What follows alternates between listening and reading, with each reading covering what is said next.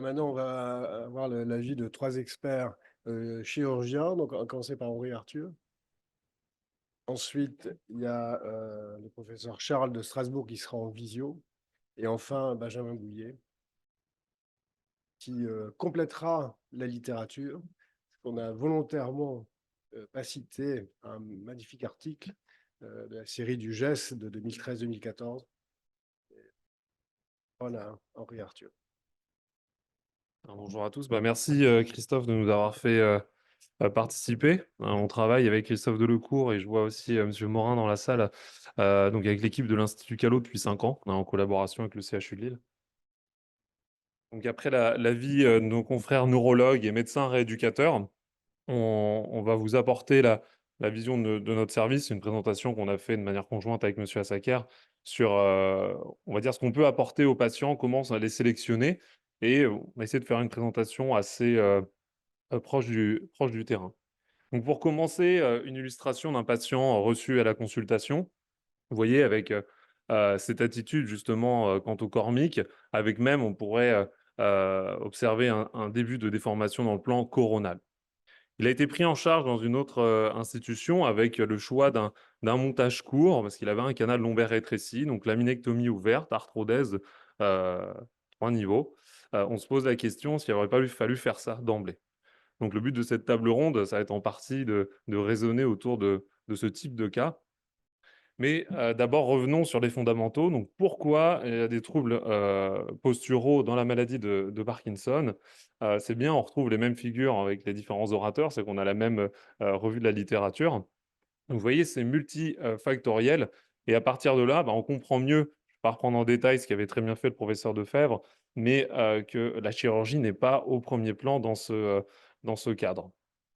Donc un mot de nomenclature, il y a différents syndromes qui ont déjà été abordés ce matin. Donc la cantocormie, c'est clair maintenant, qu'il y a c'est une attitude qui est réductible, en décubitus. Donc on peut même aller plus loin avec des cantocormies, hautes et basses, hein. Certains auteurs parlent de cantocormie quand il y a vraiment, une bascule antérieure au niveau des hanches et du bassin et la cantocormie supérieure qui est plutôt cervico, thoracique. Donc l'antécolie, ça fait référence à la tête tombante qui a été également, abordée et qu'on peut retrouver également dans des dystonies. Syndrome de Pise, très bien décrit et puis, les entités, à la partie basse du tableau plus communes avec notamment les scolioses dégénératives.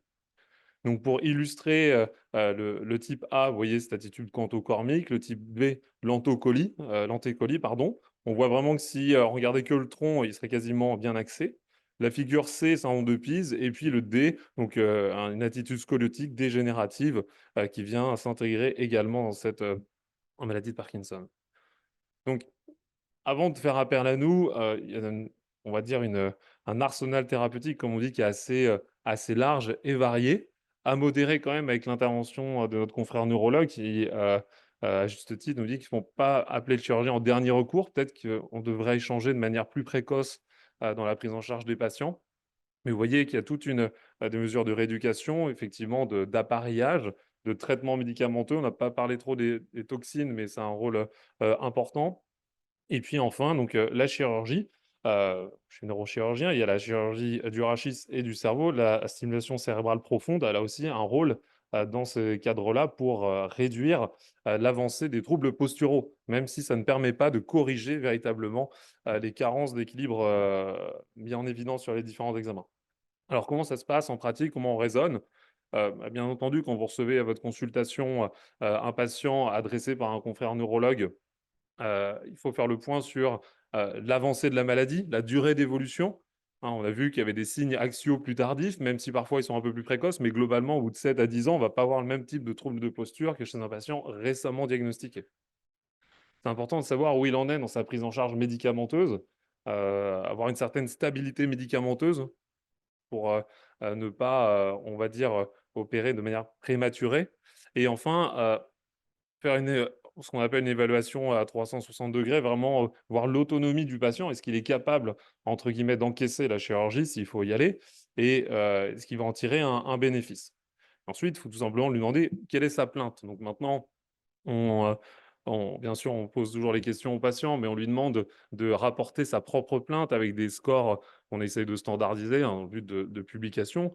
Donc avec des schémas corporels où on leur demande de dessiner en salle d'attente, vous voyez, en fonction du type de symptômes, il y a des couleurs appropriées, pour être un petit peu plus précis. On peut scanner ça, mettre dans les dossiers et ça permet en post-opératoire aussi de confronter par rapport à la plainte, initiale. Puis bon, le score d'Oswestry à titre d'exemple. En termes d'imagerie, tout a été dit, télérachis en charge, face profil, avec analyse des paramètres, pelviens, scanner complémentaire quand même, IRM et puis, on n'a pas abordé, il me semble, la fragilité osseuse, mais souvent il y a des carences, importantes avec une ostéopénie, voire ostéoporose qui peut être, associée. Donc revenons, à ce patient. Vous voyez donc la radiographie os qu'elle pouvait, montrer, donc c'est à ce stade-là qui nous avait été adressé. Donc avec, un délai de suivi qui est, on va dire qui était relativement court à ce moment-là. C'est-à-dire qu'au bout de 6 à 9 mois, ça n'allait pas du tout. Vous voyez que le télérachis permet d'objectiver donc ce déséquilibre sagittal. L'IRM, bah, met en évidence les remaniements post-thérapeutiques. Voilà la laminectomie, mais on voit qu'il y a un syndrome fonctionnel qui se profile avec une sténose canalaire et puis le scanner nous montre encore d'autres informations avec l'aérodicie, l'involution du plateau supérieur de la vertèbre, vissée à l'apex du montage. On voit qu'on va devoir, intervenir. Avant de se décider, donc on parle en équipe. C'est vrai que l'idée d'un staff multidisciplinaire un petit peu institutionnel, ça pourrait être intéressant dans ce type de pathologie.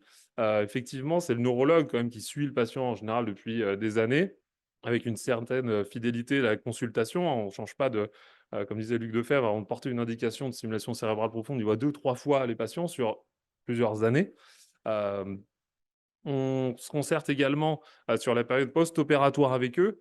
On a eu quelques déboires, je pense comme d'autres, dans la période post-opératoire avec des troubles de l'équilibre du traitement, avec des patients qui décompensent complètement, soit leur rigidité, parkinsonienne, bradykinésie, mais aussi un syndrome confusionnel qui peut être favorisé par, une composante neurodégénérative. Intégrer nos collègues médecins anesthésistes, cardiologues et puis, surtout sécuriser la période post-opératoire si on part pour une arthrodèse étendue, hein, avec une place aux soins intensifs, voir les proches, surtout les personnes de confiance et puis, avec trajectoire, préparer un transfert en rééducation dans un centre adapté avec, si on le peut, un contact direct avec le médecin rééducateur. Alors, dans les questions qui nous ont été posées par le docteur Delecourt, sur quels critères contre-indiquez-vous un patient? Bah, déjà, s'il ne souhaite pas se faire opérer, à notre sens, c'est pas une chirurgie obligatoire. Donc, si le patient déjà n'est pas demandeur, on va pas le forcer pour ce type de pathologie.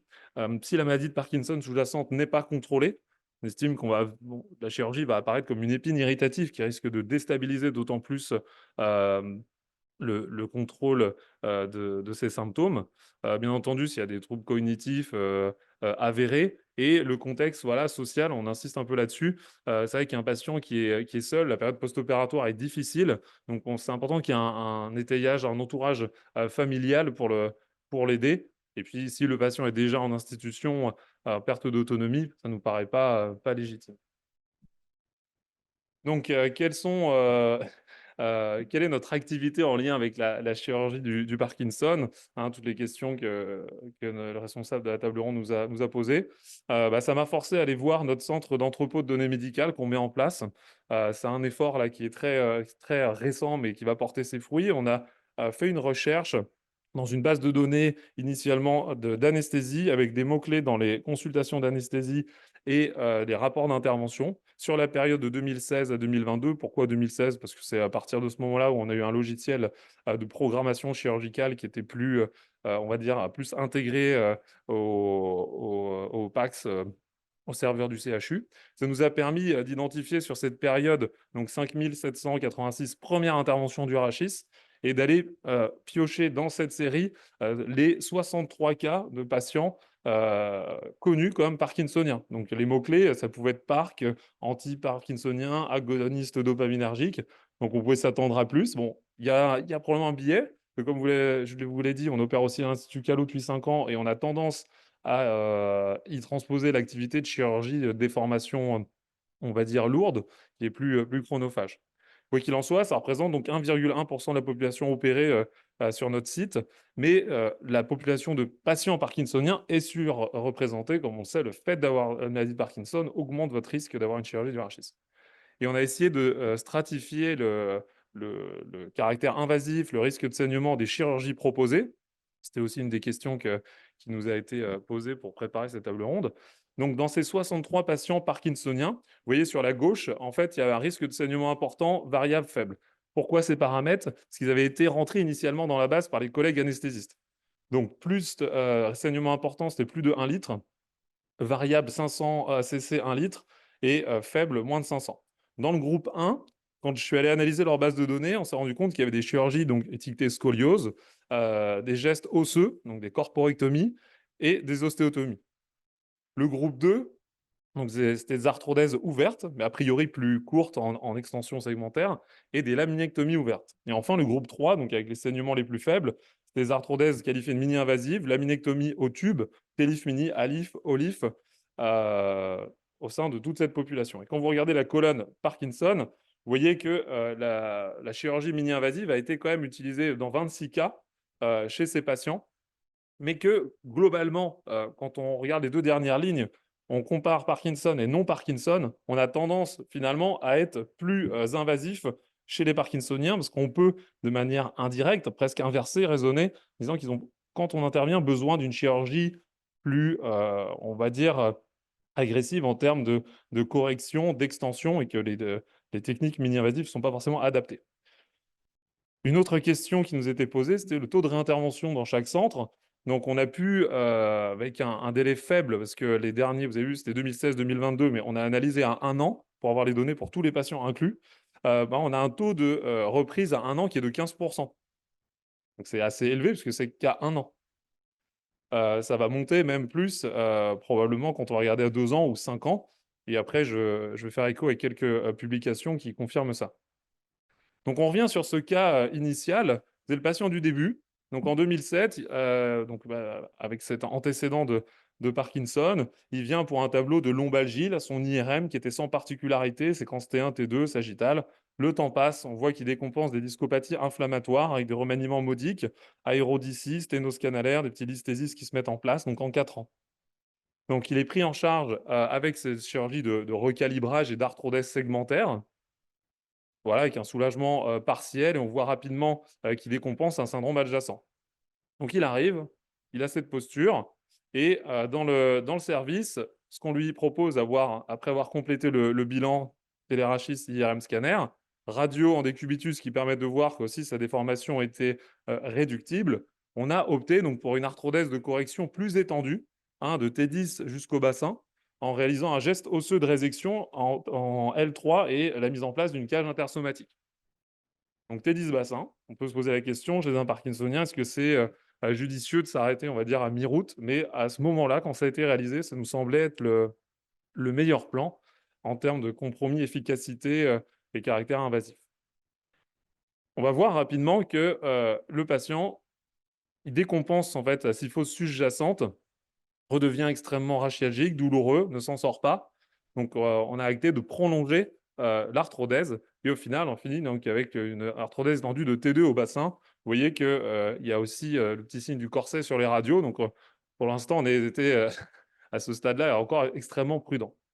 Donc, voilà ce cas illustratif que je pense qui est assez représentatif, avec l'option chirurgicale initiale. Et au final, on est arrivé au T2 bassin. Est-ce qu'il n'aurait pas fallu d'emblée réaliser la chirurgie correspondante à l'image de droite?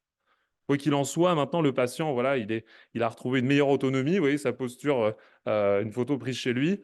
Bon, il est artiste peintre, il a pu reprendre ses activités, il est satisfait, mais voilà. Pour combien de temps?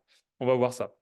Donc, juste brièvement, quelques publications. Là, c'est l'équipe de Daiko Kohler qui a publié dans Eurospine Journal avec plus de 100 citations. Donc, j'ai repris ce papier. Il insiste sur ce qu'ont déjà dit les confrères, anticiper les risques lors de la consultation. Je ne vais pas dire que c'est risque garanti, mais quasiment. On ne sait pas juste quel risque va survenir, mais optimiser les traitements non chirurgicaux tout en incluant le neurologue pour ne pas retarder la prise en charge si elle est nécessaire rapidement. Attention à la hanche, la coxarthrose, Parfois, ça, c'est le biais du neurochirurgien, on est un peu moins sensibilisé, il faut qu'on progresse là-dessus. Ça rentre dans les mécanismes de compensation de l'équilibre sagittal, donc si vous n'avez pas cette capacité de correction au niveau des hanches, c'est problématique et vous pouvez, être amené à faire une chirurgie du rachis prématurée. Et enfin, heu, il justifie qu'en cas de geste de décompression monosegmentaire, d'après sa série, il faut recommander une arthrodèse dans le même temps. Dans sa série, c'est des chirurgies conventionnelles ouvertes. La question se pose, est-ce que si on ferait, une chirurgie tubulaire, ça serait également indispensable? Mais voilà, c'est quand même un message important, prudence, décompression et fixation a priori chez ce type de patient et multiplier les prises au bassin quand vous faites un montage, long. Hein, on l'a dit, ils ont souvent également, une mauvaise qualité osseuse avec un risque d'arrachement à la jonction lombo-sacrée.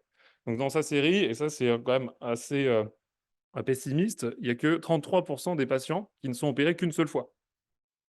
Tous les autres ont dû, passer à travers, des reprises, des complications, qui ont, rendu leur suivi difficile. Mais quand on regarde, en fait, la satisfaction des patients, à 78 dans cette étude, ils étaient, satisfaits de leur prise en charge et entre guillemets, il y a un côté un peu fataliste, mais il y a eu donc uniquement 33 opérés qu'une seule fois. Ici, je ne veux pas insister, on l'a vu tout à l'heure, il y a un des confrères qui l'a détaillé, une équipe de San Francisco, Moimeni, qui décrit en fonction de la caractère fixe, caractère, souple, le projet chirurgical. Une chose importante, c'est que dans les 2 cas, s'il n'y a pas de symptômes de myélopathie ou de radiculopathie, ça paraît sain, pas de chirurgie, on n'opère pas des images et dans le caractère, dans l'organigramme Cantot-Cormy, il mentionne aussi l'intérêt donc de la stimulation cérébrale profonde qui, dans un premier temps, peut permettre, de réduire l'aggravation. Ça ne permet pas de récupérer ce qui est déjà apparu, mais ça peut ralentir, voire stopper le processus. Voilà et il argumente pour des fixations plutôt courtes, fixations longues chez des patients, c'est tourné d'une manière un peu étonnante, mais il appelle «motivé pour» quoi, donc faut aussi que le chirurgien soit motivé pour. Donc en conclusion, cette prise de décision opératoire, c'est vrai que ça pourrait être intéressant de rendre ça de manière un peu plus formelle avec un quorum à réunir. On se rend bien compte que c'est pas du one shot, c'est un patient qu'on va suivre des années et qui va probablement être repris dans le service. La place de la chirurgie mini-invasive, c'est vrai que chez nous, on fait beaucoup de décompression au tube et cetera, mais prudence extrême dans ce type de pathologie. On a bien vu que des auteurs de référence ont tendance à fixer, même pour une décompression, monosegmentaire. Anticiper les complications en faisant bien comprendre au patient, à sa famille, tout ce qu'on vient de dire. Si on opte pour un plan agressif de correction, envisager vraiment une correction optimale, on ne fait pas de l'à peu près. Donc, c'est arrêté en T10, T10 bassin dans ce contexte. Est-ce qu'on n'aurait pas dû d'emblée aller au T2 bassin? On va voir ce que proposent les confrères. Et puis, pour des chirurgies complexes, bah, c'est pour ça qu'on fait ça en double équipe, souvent avec Christophe Delecourt. C'est quand même plus confortable qu'opérer avec un seul ou avec un chirurgien qui n'a pas encore de recul. Je vous remercie.